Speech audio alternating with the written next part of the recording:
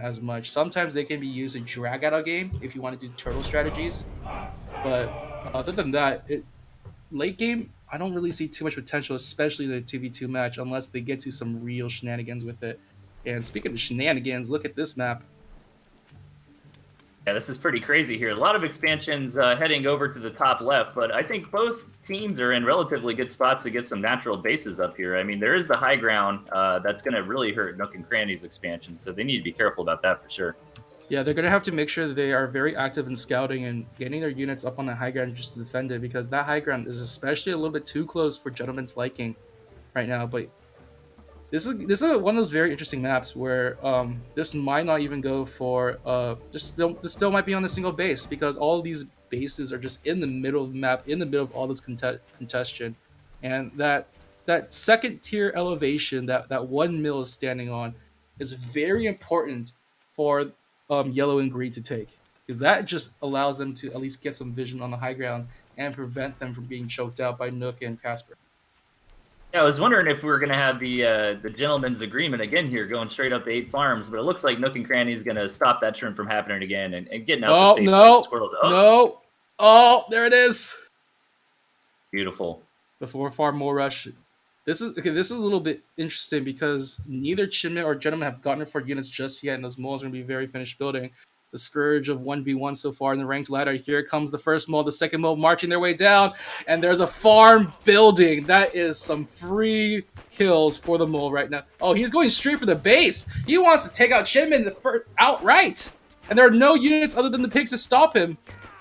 I don't know if there's enough DPS from the moles to do that. The third mole is going to come out. The fourth mole now being plopped on the ground. The second mole, unfortunately, also losing its life. This third mole trying to do so much work. ChiMinh is trying to focus fire that with single mole. He puts down the mine. The lizards are now coming out. Here come the reinforcements. Casper forced to sell that fourth mole, and off he goes back to his home. Disaster averted. That was pretty crazy, man. It's easy to say, oh, he should have gone for the pigs, but I think Casper smelt a little blood in the water. I think they probably recognized from the last game that their enemies didn't take moles and tried to capitalize on it. What do you think? It's a little scary to do a one-man mole rush against 2 people, just because of the fact that his teammate will get units on the field for sure to help defend it, and because of this, Casper is now very behind in farms. Nook and Cranny is going to have to be the one to take the brunt of attacks now. He's already got his 3 warrens up. ChiMinh did lose a farm. He also had to spend money into a mine. He has to be very careful about attacks, and Gentleman wants to punish. Yeah, and I would like to see a little bit of turrets out of Casper here, because there's only one entrance to his base, but the Gentleman's getting ready for this attack. Oh, off he goes. Not gonna do it. Too many squirrels out to defend. They had the high ground advantage. Too scary to fight into. So at the very least, he has units to scare off any other rush attempts. We will see Casper just going straight into Lizard Warrens, just ignoring his other farms for the time being, which I think is the right decision, because then he'll just end up being very behind in these fights. Yeah, I think you're right there. I mean, my gut reaction is to try to macro up, but I think you have to accept the fact that your economy is going to be a little bit behind from that early aggression and go ahead and get some units out to help your opponent. Or, I'm sorry, help your teammate. So, let me just take a quick gander at the army count, as Gentleman is going to be taking the high ground expansion like I expected. We are going to see, they are pretty neck and neck so far. We have the Gentleman pretty much in the lead as he's starting to get his 4th warren. That's going to be toads. Meanwhile, ChiMinh going to back up his squirrels with some pigeons, while Gentleman, having scattered out the lizards, will be bringing his own toads to the battlefield. Yeah, so what do you think Casper and Nook's best play here is to try to inch their way back into this game? It's a little hard to tell because they're a little bit behind on their economy. So if they want to attack, they kind of have to attack now. But there's just that fear of losing the fights. So they're not really gonna go do too much stuff. Nook feels a little brave. He's getting his tier 2 built. Something going for him. Yeah, the ferrets are going to help out quite a bit, especially if they can kind of dance in the middle, right? I feel like the ferrets are the best when they can get off a lot of those pop shots and poke and stuff, as opposed to something like a skunk or a snake that's going to be better in a straight up engagement. Right now, just biding time until these critical units come out. We do see ChiMinh invest a lot of mines onto the battlefield, just protecting that high ground farm for his friend, the Gentleman.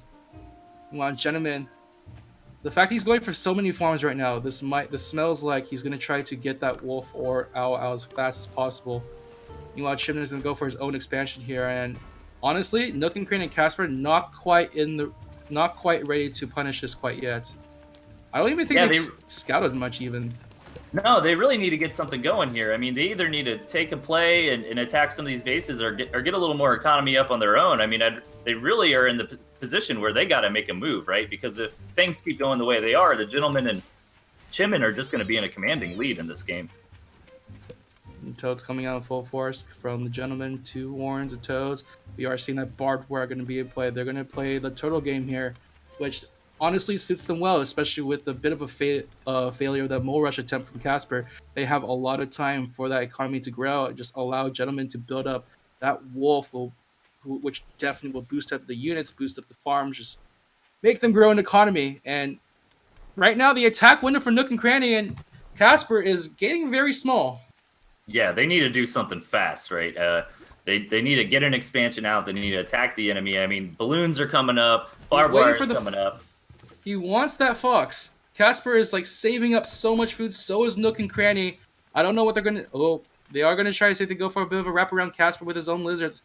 But I think the Gentleman did see that he's routing his own units to the north side. It's a little scary. He's gonna try to snipe some farms from ChiMinh, see if he can get some economic damage in for himself. He has to be very careful that he doesn't lose his entire lizard army. Here we go, the counterattack and have been able to snipe one of the farms. How many lizards will die for this? It looks like not that much. He's been able to save about half of his lizards from a gruesome death here. But in the meantime, Nook and Cranny attacking from the south side. He has 2 ferrets at the ready and just poking their way in. They actually take out the expansion. What a fantastic job! Just distracting both armies and allowing Nook to do the damage needed. But those ferrets are in a lot of trouble. Yeah, great play out of Kasper and Nook there to kind of do the distracting wraparound move, but looks like another engagement gearing up in the middle. The ferrets are down for Nook, so they need to be very careful here. Meanwhile, you do see Kasper try to go for another attempt, but those mines kind of stopped him from moving on forward. And now ChiMinh just going to pound into the Nook and Cranny's Warrens as Gentleman trying to rebuild that mill. Don't think he doesn't really need to worry about it. They have the army advantage at the moment. They have their own ferrets, pigeons, and toads doing as much work as they can right now. There's not enough army value. Kasper with only too few lizards. Nook and Cranny with only few units of his own. He has 1 ferret. There's not much that 1 ferret can do as it's going to be taken out immediately. The ferret warden is also gone as well. And so is all the hard work Nook and Cranny and Kasper have done. That initial mole rush attempt was very cute. I think if Nook backed it up with his own lizards, his own squirrels as well at the same time, maybe something could have come out of it. But right now, they're kind of eating the sting of it. Yeah, he went really all in with that attack, right? He went YOLO on the gristmill itself. If he would have got a couple farms and maybe backed off, he might have been okay. And unfortunately, it looked like Kasper's backdoor strategy didn't quite pan out because when ChiMinh and the Gentleman came in, it was basically 1 army versus 2. So I think this is about to wrap up game number 2, and our victors, the Gentleman and ChiMinh, will be moving on to their next match in the winners round. Yeah, just unfortunate timing's coming out. Very brave of Kasper to just try that mole rush as well in the beginning.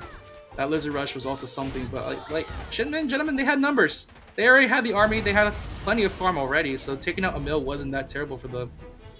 Yeah, it was kind of like what we were saying earlier, right? Where the attack win